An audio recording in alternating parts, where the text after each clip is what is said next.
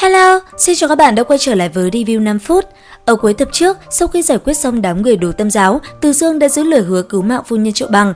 Mặc dù rất cảm kích Từ Dương, nhưng vì có một số chuyện cần phải xử lý, cho nên hai phu thê Triệu Bằng tạm biệt hắn tại đây và hứa sau này xong việc nhất định sẽ tới Thiên Lam Tông tìm hắn.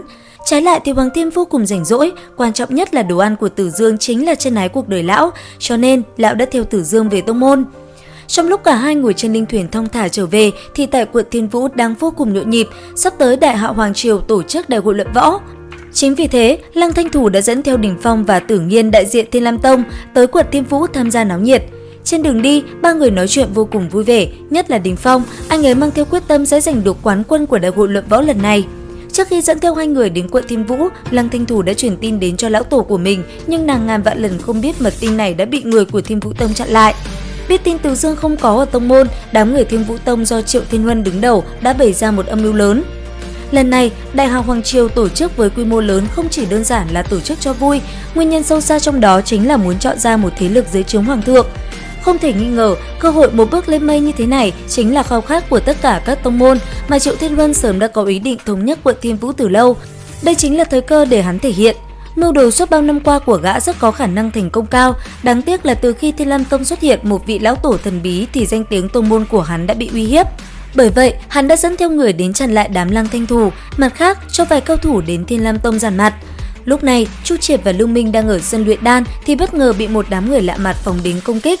Giờ khắc này đây, đối diện với địch nhân cường đại, Lưu Minh đã bị bọn chúng hoàn toàn khống chế, toàn thân cậu nhóc đã bị một con mãng xà màu đỏ quấn lấy, khiến cậu vô cùng khó chịu. Chu Triệt nãy giờ cẩn thận quan sát xung quanh nhưng cũng không cách nào phá giải được. Trong tông môn hiện tại không còn ai có thể là đối thủ của đám người này. Rất nhanh sự việc truyền đến tai Ngưu Tam Nương, bởi vậy nàng đã ngay lập tức xông ra liều mạng với đám cao thủ kia. Ở giữa không trung, đứng đối diện Tam Nương là một nữ tử mặc hồng y vô cùng sắc sảo. Thấy nàng xuất hiện, nữ nhân kia nở ra một nụ cười ngoan độc. Lấy ả ta làm trung tâm, Ngưu Tam Nương bắt đầu phát động công kích. Giữa không trung lúc này xuất hiện mấy cái bóng dáng tím của nàng, tất cả đều bao vây nữ nhân kia. Bên dưới thấy Lưu Minh gặp nguy hiểm, Lưu Thanh đã ngay lập tức chạy đến cùng đệ đệ của mình đối phó với con mãng xà kia.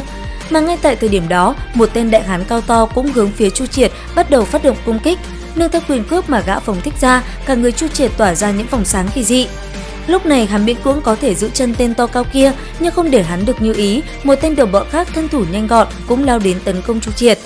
Tình thế Thiên Lam Tông lúc này chẳng khác gì ngàn cân treo sợi tóc, tông chủ thì không có mặt, những người có thực lực thì lại đi đại hội hoàng triều.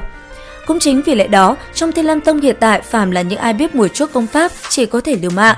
Trong lúc ở phía sau núi, cảm nhận được nguồn năng lượng ba động không chút thiện ý ở phía nội viện, Ma Tinh Cuồng Dao đang cùng một chỗ với Vân Thú lại đang cãi nhau chí chóe.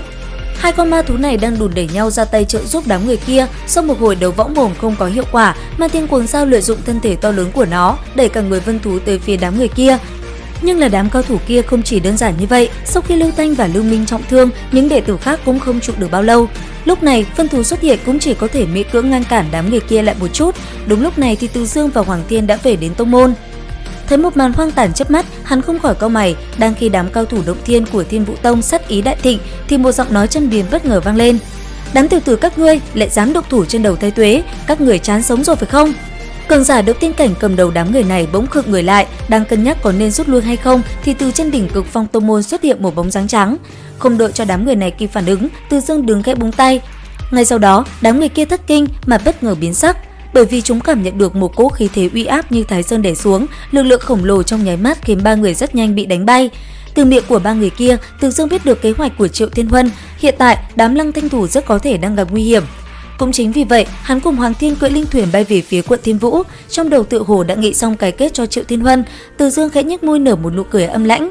Đến đây thì cũng hết tập 36 luyện khí 10 vạn năm. Xin chào và hẹn gặp lại các bạn ở những video tiếp theo.